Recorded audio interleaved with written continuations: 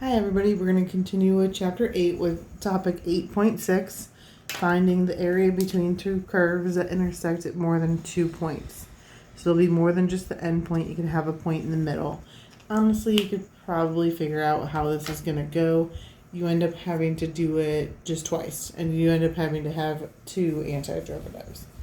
So first of all, you would need to find the intersections. And your homework today is going to be, or for today and tomorrow, will be a circuit training. So you'll have a bunch of problems when you have to do that.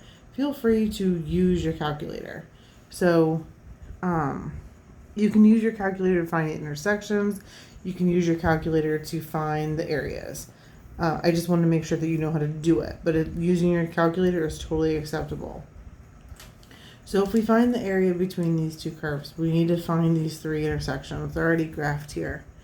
If you do it by hand, you would set the two equal to each other.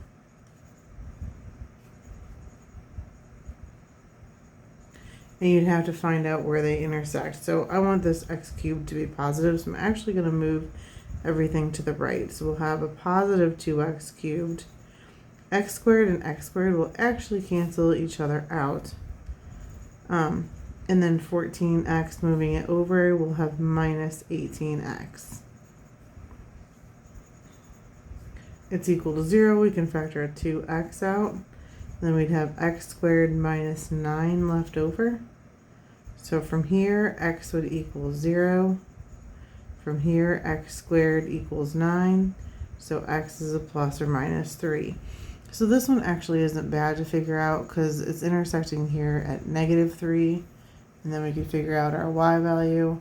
Here it's intersecting at positive 3. And we can figure out our y value. And then it's intersecting here in the middle, which is 0. And actually you can tell pretty quickly it's 0, 0 if you plug it in.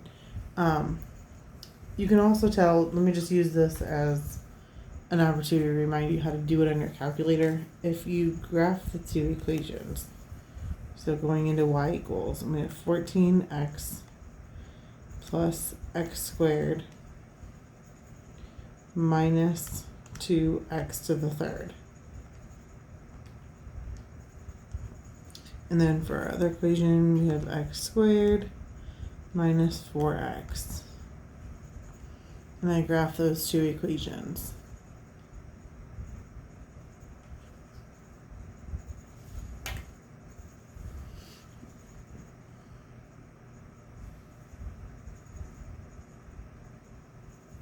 Alright, so we want to look at where the two intersect. One of them is off the screen here. We can see these two intersect here, but the other one's off. So I'm going to change my window.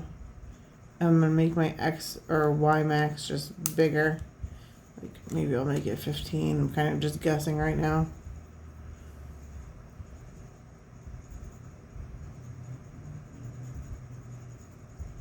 Oh, dang it. Alright, let's be smarter about it. Let me go to my table. At negative 3, our y value is at 21. Okay, so we need to go somewhere above 21 for our y value. Actually, you know what? Right there, you can tell what the answer is. It's negative 3, 21 is one of our intersections. 0, 0 is the other. And then 3, negative 3 is the last one. But let's pretend we didn't know that. Let me write those in. 21 and negative 3. Okay. Let's pretend we didn't know that. So going to the, change my window. Make this just, I'll just go to 24.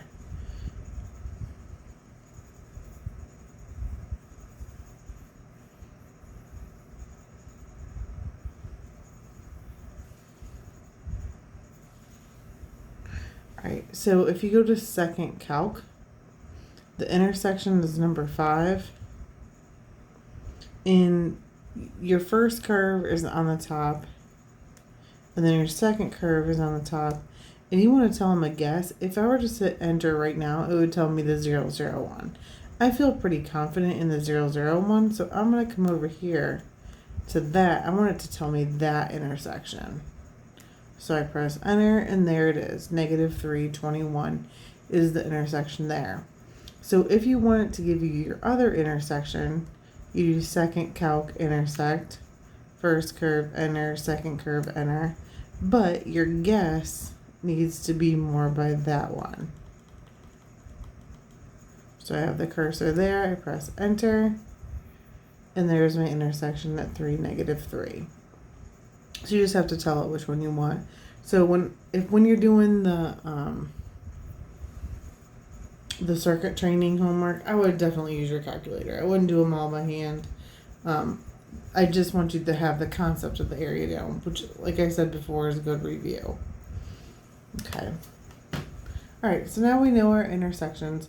You need to know the one that's above and the one that's below. Our parabola starts as being the one that's above. Just with this graph here, this one, that's your x squared minus 4x. And then the cubic, this one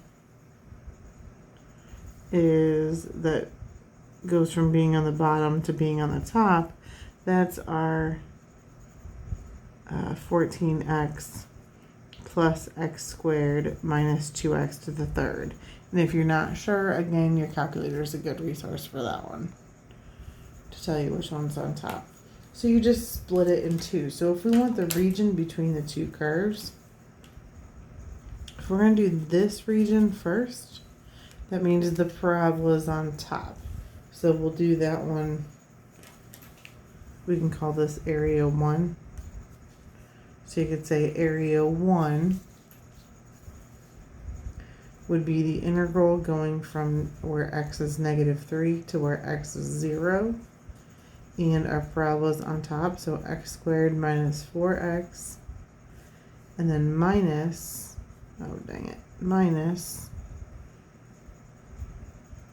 14x plus x squared minus 2x to the third dx. And you could use the integrals on your calculator to do it, or simplify this a little bit first.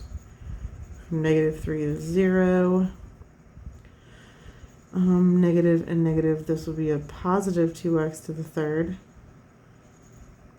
X squared minus x squared, these actually cancel out. Negative 4x minus 14x, that's the negative 18x, which we saw from above too.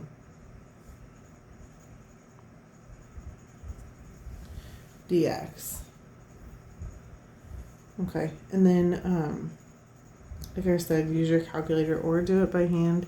Remember to do it on your calculator, since you will actually get to use your calculator in the exam. You can just go math, the FN interval thing. We're going from -3 to 0 of 2x to the third minus 18x, or you could put it in without simplifying it.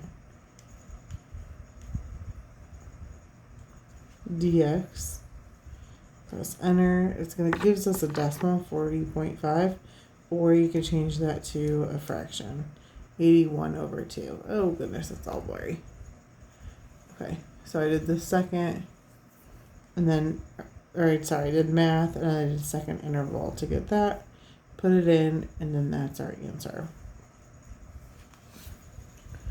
All right, so this equals 40.5. And then area 2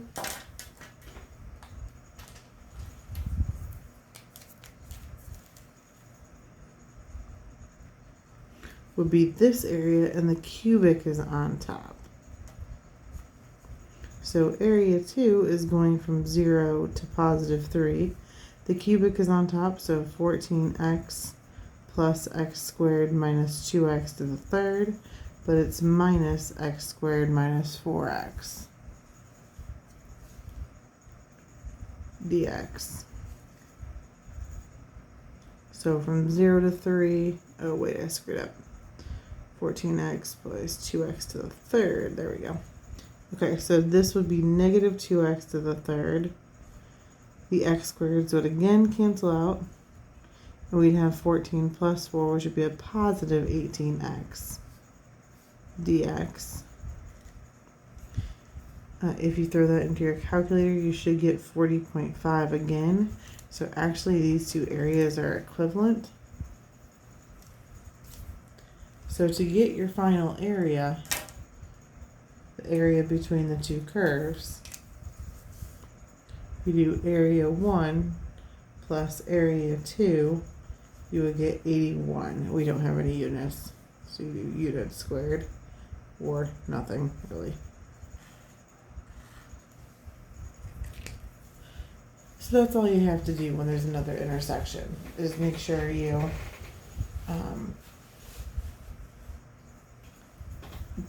break it into two pieces. Alright, this next one is just find the area of one of the regions bound by the sine and cosine. They would be equivalent. I'm going to do this one right here.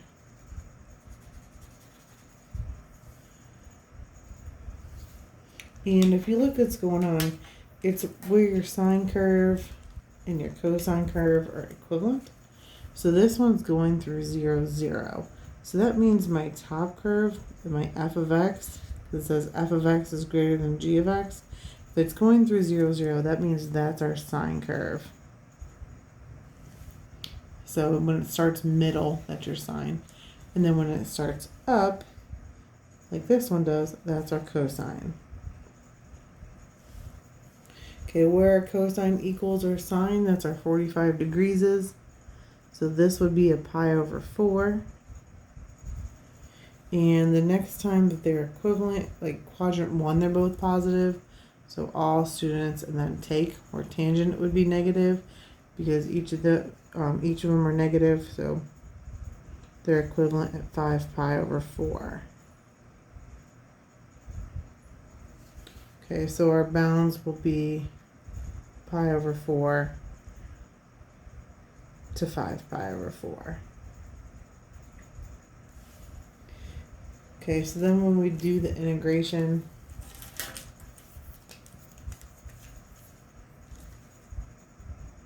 this is not one that's broken into two pieces, it's just one piece. Because this one is always on top of that one, within that. So we're going from pi over 4 to 5 pi over 4. And sine is on top, so we have sine of x minus cosine of x dx. So this would be equivalent to the derivative of, or antiderivative of sine would be negative cosine. Antiderivative of negative cosine would be negative sine of x, and we're going from pi over 4 to 5 pi over 4. So plugging those in, you have negative cosine 5 pi over 4 minus sine 5 pi over 4 minus negative cosine pi over 4 minus sine pi over 4.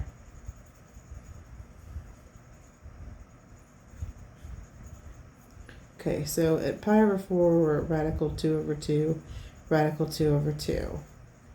Down here, we're at negative radical 2, Down here at 5 pi over 4, we're at negative radical 2 over 2 and negative radical 2 over 2.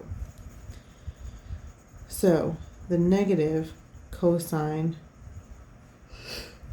of 5 pi over 4 is a negative radical 2 over 2 minus sine of 5 pi over 4 is a negative radical 2 over 2 minus, actually just make it plus, and then cosine pi over 4 is a radical 2 over 2 minus the negative would also become plus, sine of pi over 4 is radical 2 over 2. So actually this would be plus positive, this would be plus positive. We have 4 radical 2 over 2's. which would be 2 radical 2. So that's the area between the two curves, just doing it in terms of sine and cosine. So this is your sine, or this is just kind of expanding on what we had done last week. You have the circuit training we'll have due on Tuesday. I think that we will do a meeting on Tuesday also for anybody who wants to join in, same time we did last week, for your class. We'll go over any questions that you have from the circuit training, any questions that you have from just the area stuff, and then any questions from last Thursday's FRQ. So hopefully you can come with that at whatever your class time is, either 1 or 1:30.